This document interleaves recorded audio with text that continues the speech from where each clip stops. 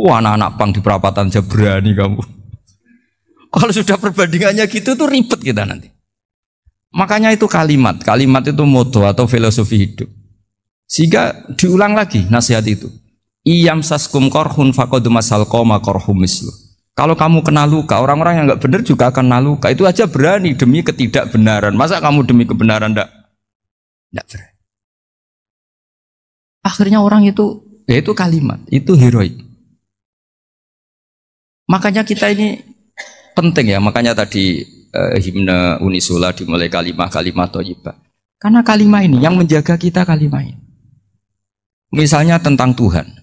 Kenapa orang Islam imannya kokoh seperti ini, termasuk yang sudah hidup di Amerika, di Australia, di mana-mana. Itu ya barokahnya ajaran atau barokahnya kalimah. Saya sebut kalimah saya pakai bahasa santri. Karena la ilaha illallah itu dalam tradisi santri disebut kalimatu haqqin alaiha nahya wa alaiha namut wa alaiha nub'ats. Ada yang riwayat wa biha nub'ats insyaallah taala minal aminin. Kenapa mereka di mana-mana meskipun sekolah di Amerika, di Australia, bahkan di Uni Soviet tetap mukmin? Itu barokahnya ajaran yang benar. Allah itu siapa? Tuhan. Tuhan itu sifat dasarnya apa? Awal. Dia harus wujud awal sebelum makhluk yang lain. Sehingga ketika ada negara yang maju, yang tertib, manajemennya tertib, masyarakatnya makmur, tapi punya Tuhan yang tidak seperti itu, tidak awal, itu sudah gak nyaman. Karena ndaklah keren Tuhan saya, karena Tuhan saya itu al-awwal, zat yang pertama. Tuhan saya keren lah, zat yang gak mati. Tuhan yang gak mati, yang gak pernah mengalami kematian. Sehingga tontonan atau yang dilihat kenikmatan-kenikmatan yang lain ini tidak mengubah dia pendirian tentang Tuhan. Karena mantapnya satu kalimat tadi bahwa Tuhan itu ya harus satu, harus awal, harus tidak mati, tidak rusak, tidak mengalami apa-apa yang membahayakan. Sehingga ketika ditawarin Tuhan yang lain meskipun menjanjikan secara finansial atau kemakmuran, mereka gak tertarik. Itu coba, itu barokahnya makmur apa barokahnya ajaran? Barokahnya ajaran. Sering negara Islam itu kalah makmur dengan mereka, tapi barokahnya ajaran ini tetap apa? Tetap Islam. Makanya Nabi Ibrahim, Nabi yang sukses bikin wa ja'alaha kalimatam baqiyatan fi. Di antara tugas suci Nabi Ibrahim dan semua Nabi adalah wa ja'alaha kalimatam baqiyatan fi aqibi. Nabi Ibrahim itu Nabi yang diberi gelar Allah. Dia adalah Nabi yang menjadikan kalimat tauhid itu kalimat yang abadi. Fi akibih, di anak turunnya, di semua generasinya, baik anak turun karena gen maupun karena pembinaan, karena pendidikan. Ini penting sekali saya utarakan karena apa? Satu kehidupan itu sebenarnya digerakkan oleh kata-kata, oleh moto kalau orang bahasa modern. Sehingga banyak ulama mengatakan al-ibarat kutun li'ailatil mustami'in, bahwa redaksi atau moto atau pegangan hidup itu penggerak kehidupan. Sehingga sebetulnya manusia itu digerakkan oleh kalimah-kalimah itu, oleh moto-moto itu, oleh prinsip-prinsip hidup itu. Misalnya orang Palestina itu tiap hari ke pasar, gitu. Mereka ke laut, gitu. Ditanya kenapa tidak takut tembak Israel? Jawabannya lucu. Kena tembak ya mati, nggak makan ya mati, nggak kerja ya mati. Ya sudah sama-sama mati ya mendingan aktivitas normal. Tapi saya tidak menyarankan itu untuk melawan COVID. Ini cerita saja nanti. Kamu jangan provokator itu. Karena ini wilayah sensitif. Jadi banyak orang yang poligami. Kalau ditanya alasannya gitu. Istri satu ya cerewet, dua ya cerewet, mendingan 4. Ya banyak ya gitu. Tapi ada yang kebalikan. Istri satu cerewet saja hampir jantungan. Apalagi 4. Tinggal matinya kan gitu. Itu semua yang menggerakkan itu kalimat. Kalimat itu satu pegangan. Banyak orang loh yang nggak ingin jadi rektor tuh banyak loh Pak Bejo. Jangan kira semua dosen ingin jadi rektor. Melihat rektor sibuk rapat, mempertahankan reputasi Unisula, terus sering pegang kepala. Ngapain repot-repot? Jadi tukang sapu aja dapat gaji, ngopi, rokokan, selesai. Bodoh amat jadi rektor, mikir orang banyak. Banyak loh orang yang nggak ingin jadi presiden tuh banyak. Karena ngopi nyaman, gak ada yang ganggu. Mau tidur sampai jam 9 siang juga gak ada yang ganggu. Sehingga mereka melihat pegawai negeri itu gak keren, orang kok diatur jam, disiplin. Itu memang cara Allah membagi rahmat. Mau kamu apakan coba? Cara syukurnya dia seperti itu. Bapak saya dulu tuh sering ngajarin saya, diajak jalan-jalan pagi-pagi. Melihat orang ngopi, makan uduk itu bapak seneng. Kok enak jadi wong awam. Ngene esuk-esuk nyemak bocah kesel kabeh kono enak ngopi rokokan. Bapak kadang iri sama orang awam itu iri. Sudah gitu berharap masuk surga kan enak sudah gitu. Tahu-tahu mati, tidak tahu ke surga apa ke neraka ya tidak tahu. Jadi nah, orang dulu itu orang yang bisa mensederhanakan dunia. Sehingga ya sudah cara bahagia. Makanya saya alhamdulillah saya ini kerjasama sama UII sama beberapa kampus. Memang amdan itu sengaja. Kampus itu ya punya sistem yang nggak bisa mewakili sistem kiai. Kiai juga punya sistem yang nggak terwakili oleh kampus juga sebaliknya saling melengkapi. Saya sering ketemu rektor UII, rektor kampus-kampus Islam. Mereka cerita, Gus pendidikan pondok harusnya dimodernkan gini-gini. Saya bilang, kalau pondok modern kayak kampus itu nanti saya ketemu Allah tidak bisa jawab. Kenapa Gus? Saya beri contoh gini. Kalau misalnya perempuan perawan lah atau apa saja, namanya perempuan, mau tanya tentang menstruasi atau haid. Kalau semuanya sistem kampus, dia harus kuliah dulu, registrasi dulu, kuliah dulu, bayar dulu, dan dapat jawabannya nunggu mata kuliah pas itu. Bandingkan kalau sistem pondok, saya tuh sering ke pasar sama anak saya dicegat sama ibu-ibu, Gus. Anak saya ngalami gini-gini, keluar darah terus menerus, nggak 6 hari tapi 1 bulan penuh. Itu hukumnya apa Gus ya? Nanti saya mau sowan ke jenengan. Nggak usah sowan di sini aja. Ya sudah. Sebelum mengeluarkan darah yang rutin seperti itu biasanya haidnya berapa hari? 6 hari ya sudah ikut yang 6 hari, yang lainnya istighatsah. Ngoten tok Gus ya. Ya udah ya. Begitu terus di masalah udhiyah. Ya coba kalau semuanya pakai sistem kampus, daftar dulu, bayar dulu. Jadi ini nggak ada jawabannya, nunggu mata kuliah itu baru dapat jawaban. Itu biasa nggak sholat bertahun-tahun karena belum ada jawaban tentang itu. Nah itu kalau misalnya orang mati, tahunya cara apa memulasara jenazah itu nunggu kuliah dulu, pas mata pelajaran itu dulu, baru menangani orang mati. Berarti orang mati itu tergeledak semua. Tapi kalau kiai kan enggak. Kesini orang mati terbakar, kalau dimandiin malah badannya copot-copot, itu gimana hukumnya? Ini ada orang mati Gus Kendat, ini disolati apa enggak? Ada orang mati apa itu oplosan itu disolati enggak? So sering ditanya gitu. Enggak usah registrasi Pak Rektor, enggak usah registrasi, enggak usah daftar, enggak usah seminar.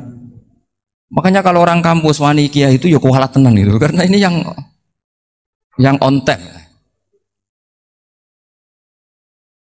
Tapi pondok seperti saya ya ikrar seikrar-ikrarnya pentingnya kampus karena melatih efisiensi waktu, disiplin, tata kelola manajemen sehingga kita ya hormat. Tapi tadi kita harus saling melengkapi sehingga saya tunjukkan ke publik bahwa saya hormat sekali sama polisi, sama tentara. Coba kita bisa apa ngadepi bandar narkoba kalau enggak polisi? Bisa apa coba menjaga NKRI kalau enggak tentara?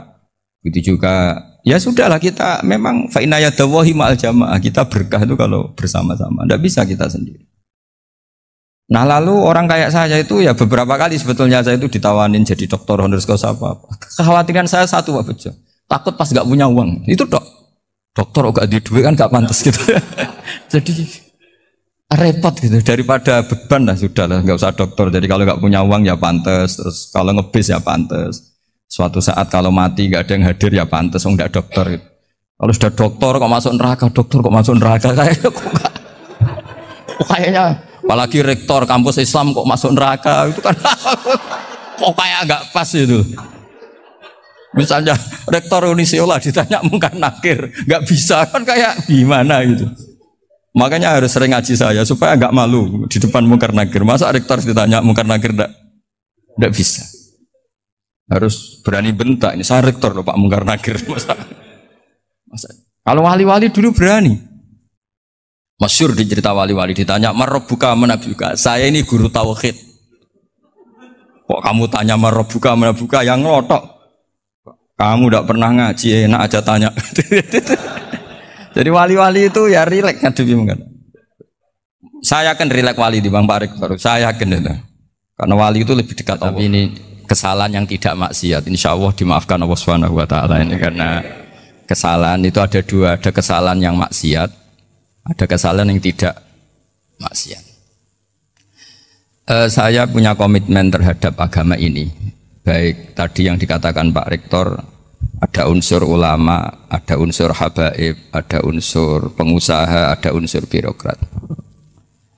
Di antara kenangan-kenangan saya dari Syekhina guru kita bersama Kiai Haji Maimun Zubair, beliau itu sering dawuh, sering ngendikan, dan itu saya sampaikan juga ketika 7 hari wafatnya Agus Robah, cucu Mbah Maimun, putra Agus Robah. Di antara yang beliau katakan itu adalah sok hak agama itu sing gawe pegawai negeri. Itu berkali-kali beliau ngendikan gitu. Ya saya agak bantah. Lah kalau santri, Bah, ya santri karuan mesti gawe agama, tapi sok ben sing gawe pegawai negeri.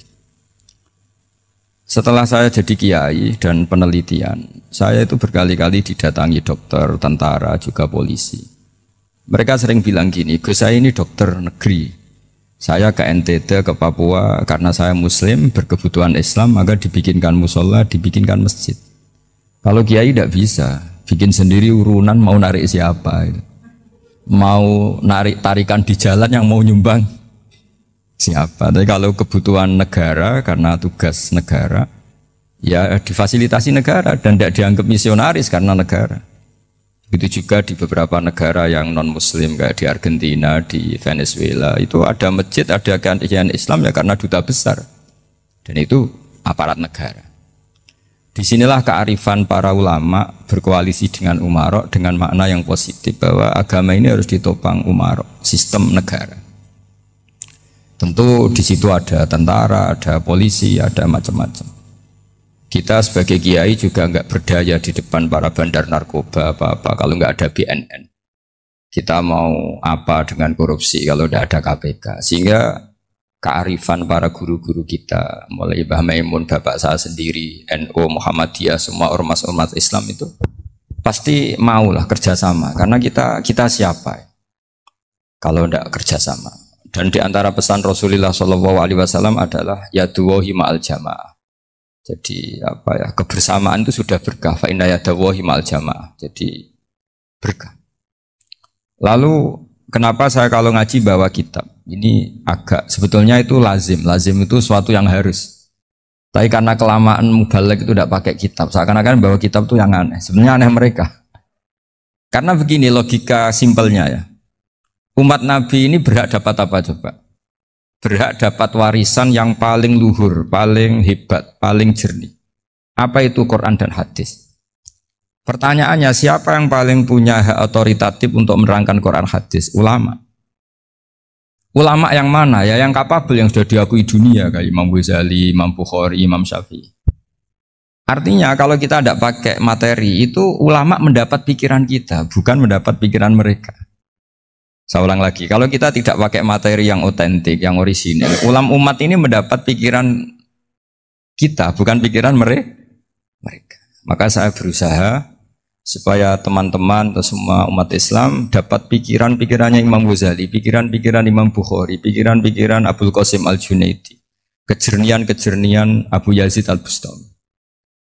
Kejernian itu diantaranya adalah misalnya makalah yang menurut saya itu makalah yang super. Jadi untuk ngadepi krisis karena COVID atau karena apalah, itu lama dulu sederhana sekali. Beliau punya rumus yang mungkin jarang didengungkan orang, tapi saya akan kampanye rumus ini. Al-istighna, hakikatul istighna, itu adalah al-istighna anis syai' labihi. Jadi pemenuhan kebutuhan yang sebenarnya adalah kita berusaha menghindari sebanyak mungkin kebutuhan yang sekunder, yang enggak penting.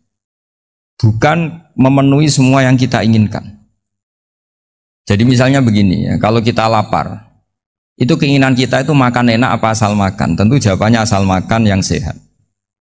Tapi kalau nuruti nafsu kita, makannya yang enak, teman makan ya enak. Terus di warung yang favorit.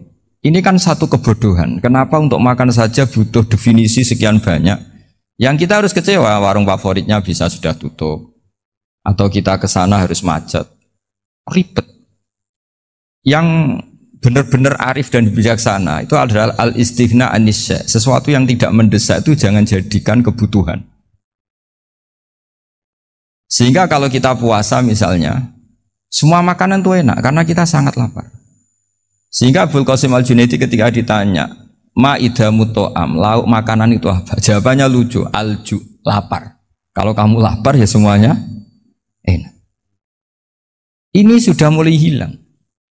Kita bilang makan enak itu ya sate, ya gulai, ya pizza yang kita senang. Akhirnya apa? Untuk nikmati nikmatnya Allah itu kita jadi ribet. Apalagi yang orang-orang fasik harus ditemani perempuan yang tidak halal misalnya, atau harus ada ajudan, ribet. Nah pertanyaannya, orang yang ribet sama yang nggak ribet itu pinter mana? Pinter yang nggak ribet. Nah ini kearifan-kearifan yang mulai hilang. Lalu siapa yang bisa mewarisi itu? Ya ulama. Jadi ulama itu cara berpikir sebenarnya simple. Makanya mereka sering kalau tahajud itu, di antara makalah Sayyidina Ali paling terkenal dan yang menjadikan beliau punya derajat yang luar biasa itu adalah kafani izzan antakuna li robban wa kafani fakhron an akuna laka abdan. Ya Allah, saya ini sudah begitu mulia, begitu terhormat dan sangat-sangat terhormat karena yang menjadi Tuhan itu Engkau. Jadi rumus pertama itu karena menjadi Tuhan itu Engkau. Hanya Tuhan yang abadi, Tuhan yang pertama, hanya Tuhan yang al-awwal. Coba ya Allah, kalau saya ini punya Tuhan Fir'aun, punya Tuhan mati jadi tontonan lagi, itu kerennya di mana coba? Andaikan kita punya Tuhan Fir'aun, atau punya Tuhan yang asal usulnya manusia, apapun hebatnya manusia itu, kita punya Tuhan manusia itu. Tuhan yang lapar, yang kalau nggak makan mungkin pingsan, mungkin bisa kena COVID, nanti Tuhannya diisolasi. Kayak apa? Makanya ketika Tuhan Allah menyindir ketuhanan selain Allah itu, Allah hanya menyindir dengan kalimat sederhana, kana yakulani to'am, yang kamu tuhankan itu masih makan. Hanya kalau nggak makan ya lemes. Jadi lama-lama ada orang gini, alhamdulillah tadi Tuhan mampir ke saya, kelihatannya lapar, setelah tak kasih makan sehat lagi. Susah nggak punya Tuhan yang seperti itu. Beda dengan Tuhan kita. Tuhan yang nggak butuh makan, nggak butuh minum, al-qayyum, zat yang berdiri sendiri tanpa butuh yang lain. Al-awwal, sebelum ada langit bumi sudah ada Tuhan kita yaitu Allah. Bandingkan dengan Tuhan-Tuhan yang dipertuhan yang lain, yang adanya setelah bumi, misalnya Fir'aun dan sebagainya. Sehingga Sayyidina Ali pertama jadi kebanggaan apa? Kafani izzan antakuna li robban. Saya ini keren betul, karena punya Tuhan yaitu Engkau.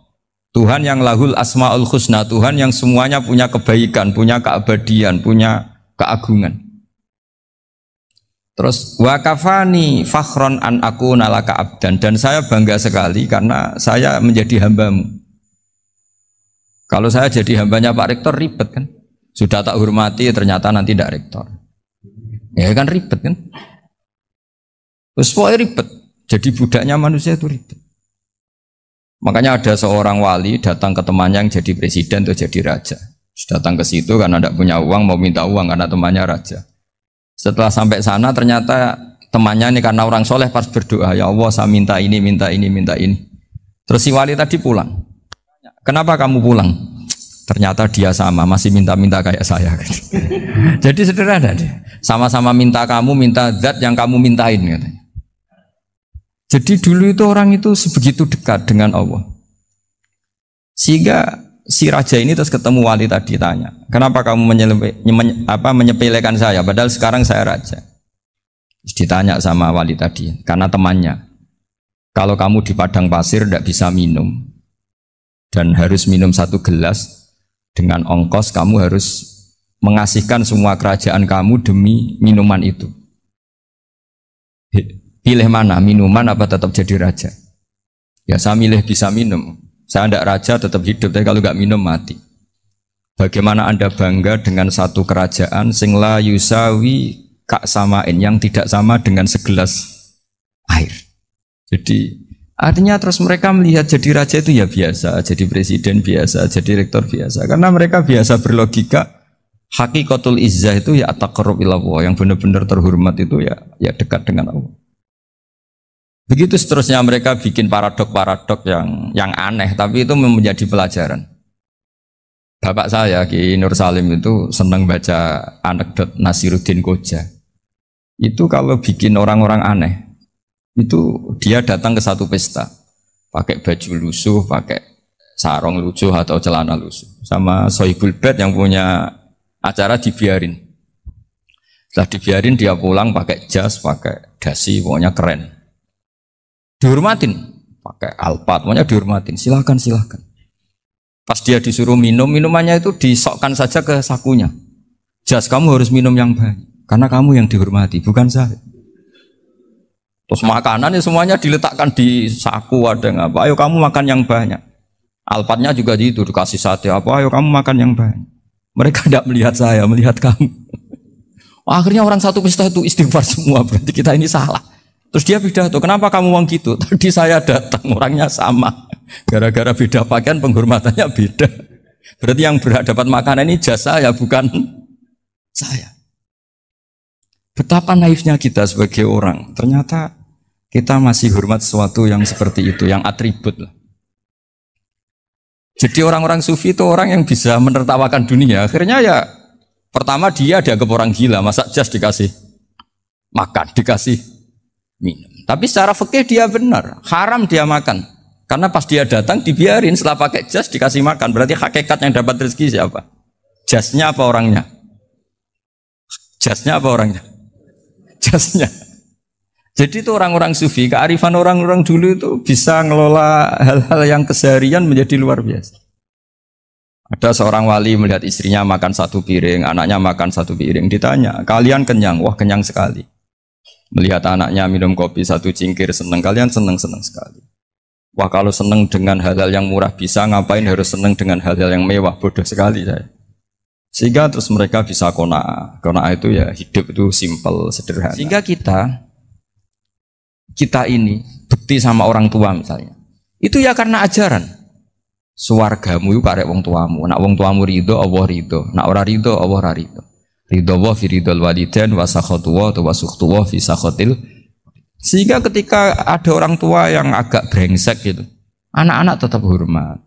Punya orang tua yang miskin, yang sudah miskin, tukang tombok nomor, banyak kan di kampung gitu. Ya tetap hormat. Coba kalau dari awal kita ngajari orang tua kamu hormati ya, kalau baik, kalau tidak usah. Bisa geger Indonesia. Tapi barokahnya ajaran-ajaran itu Indonesia tertib karena ada ajaran. Nah ini di sini ini pesantren dan Unisula semua harus berkontribusi membuat ajaran yang benar itu adalah ciri utama Islam. Sehingga Islam ini dimulai dengan ajaran kalimatu haqqin alaiha nahya wa alaiha namut. Sehingga kita tenang seperti ini. Saya ini termasuk kiai yang tenang. Meskipun kata orang banyak saya ini kiai besar, tapi termasuk kiai yang paling tenang. Termasuk yang paling tenang. Karena saya ini pakai mazhab orang-orang hebat. Saya berkali-kali cerita, orang kayak Imam Syafi'i itu orang yang luar biasa. Saya berkali-kali cerita, orang yang tadi nyium tangan kamu ya Imam Syafi'i, di belakang tuh ngerasani kamu, menghujat kamu. Jawabannya enak saja. Berarti saya alhamdulillah orang yang wibawa. Buktinya di depan saya nggak berani. Jadi enteng saja. Diceritain sebagian kampung, sebagian separuh dari warga kamu itu nggak suka kamu. Ya bagus lah nggak suka saya, nggak akan utang duit saya. Di mana-mana orang utang tuh karena teman dekat. Kalau nggak seneng pasti minimal nggak utang, nggak pinjam mobil, nggak pinjam apa. Berkah mana yang seneng sama yang gede?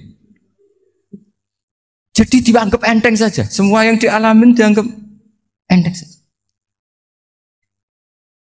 Misalnya punya istri pemarah, ya baguslah marahin suami. Kalau marahin tonggo malah ribet. Jadi kamu harus terima kasih kalau dimarahin istri. Baguslah marahin saya mah, kalau marahin tonggo ribet. Jadi enteng saja. Tapi kita sekarang itu karena nafsu ya, sehingga menghadapi hidup ini ribet. Ulama dulu kalau mau mati itu senengnya bukan main. Sudah lama saya ini ingin gak maksiat. Kayaknya gak maksiat paling efektif itu mati. Ya tidak apa-apa Gusti, kalau sebaiknya mati ya mati aja. Enteng saja. Jadi melihat kematian itu akhir dari segala keburukan atau potensi keburukan. Apapun baik kita sekarang, suatu saat mungkin kita gak baik. Yang bisa menghentikan ketidakbaikan atau potensi ketidakbaikan itu apa coba? Mati kan? Berarti mati itu mengerikan apa menyenangkan? Mesti kamu tidak berani menjawab. Meskipun secara ilmu kamu berani, tapi secara rasa agak berani kan? Saya ulang lagi ya, yang bisa menghentikan keburukan atau potensi keburukan itu apa coba? Apa? Kematian. Berarti kematian itu menyenangkan atau menyusahkan? Apapun kamu tidak berani jawab karena kamu agak-agak duniawi itu kelihatannya. Tapi secara ilmu, kamu tahu kan kalau mati itu tidak buruk-buruk banget. Karena apa? Itu akhir dari segala keburukan. Sehingga Nabi ngajarkan kalimat itu begitu luar biasa. Allahumma ahyini maka natil hayatu khairan li wa tawaffani maka natil wafatu khairan li. Nabi melihat dunia itu begitu indah. Ya Allah, kalau saya ini hidup, anggap saja hidup ini ziyadatan li fi kulli khairin, menjadi modal saya menambah segala kebaikan. Jika suatu saat saya mati, anggap mawon rohatan li min kulli syarrin, itu akhir dari segala keburukan saya. Sehingga mati hidup ya baik karena di situ kita bisa berkontribusi beramal soleh. Mati juga baik karena mengakhiri segala keburukan. Nabi nate ngendikan lagi, ajaban li amril mu'mini inna amrahu kullahu khair. Orang mukmin itu mengagumkan, semuanya baik. In asobathu na'ma syakara fakana khairan lah. Kalau baru dapat nikmat, dia syukur, maka itu baik. Wa in asobatu dorro sobaro, kalau dapat masalah mereka sabar, itu juga baik. Sehingga orang mukmin dua sisinya pasti baik. Itu juga kalimat, maksudnya moto atau pegangan hidup. Nah berikut ini saya beri contoh, ini kenangan saya, ini contoh terakhir. Masalah jadi orang terkenal maupun tidak. Di sini dicontohkan Imam Ghazali di halaman 367 di kitab saya 367. Juznya 3 di kitab Ihya Ulumuddin. Di sini beliau cerita betapa untuk menjaga ikhlas sebaiknya orang itu tidak terkenal, tidak syuhrah, tidak terkenal. Oke, itu kita sepakat ya, karena kalau terkenal mungkin orang dipaksa publik dengan tanda kutip untuk selalu berbuat baik, tapi karena jaim lah, jaga image atau apa. Tapi ketika dibalik pertanyaannya, kamu rela yang terkenal itu orang nggak benar, sementara yang orang benar itu nggak terkenal. Lalu masyarakat tahunya yang tidak benar. Kalau pertanyaannya dibalik gitu, orang baik wajib terkenal enggak? Kalau pertanyaannya dibalik seperti itu, dokter yang benar tidak terkenal, yang malpraktek terkenal. Kamu ingin kondisi seperti itu? Gak ingin kan? Kampus yang bagus nggak terkenal, kampus yang bagus nggak terkenal, yang nggak bagus. Artinya apa? Gara-gara olah kata, olah pikiran, ini logika jadi rubah. Lagi-lagi apa? Jawaban itu ada di kata-kata sebetulnya. Makanya bab-bab seperti ini tidak usahlah kita berdebat, berpolemik. Sebaiknya orang itu humul, menutup diri, apa sebaiknya orang terkenal, itu nggak perlu seperti itu. Sudah terserah Tuhan saja. Makanya saya mulai dulu ngaji sampai sekarang itu ya tidak punya punya ikon tertentu atau punya website tertentu, enggak. Sudah terserah pangeran. Saya juga enggak sok suci materialistik atau enggak, ya enggak mikir saya. Bukan apa-apa ya, karena saya ini kiai, jadi biasa urusannya sama Allah, enggak sama makhluk. Jadi pusing kalau sama sarah-sarahnya makhluk itu pusing. Meskipun rektor kalau nasihati saya pasti tidak saya terima, itu tetap makhluk, itu sudah ada ngefek kalau saya itu sudah ada itu. Bukan karena saya sombong, ya memang makhluk betul gitu, bukan. Cuma nasibnya bejo aja, tapi makhluk tetap makhluk. Saya beri contoh ya. Ini makalah yang ditulis Imam Ghazali. Ya, i'lam aslahaka Allah anna aslal jahwa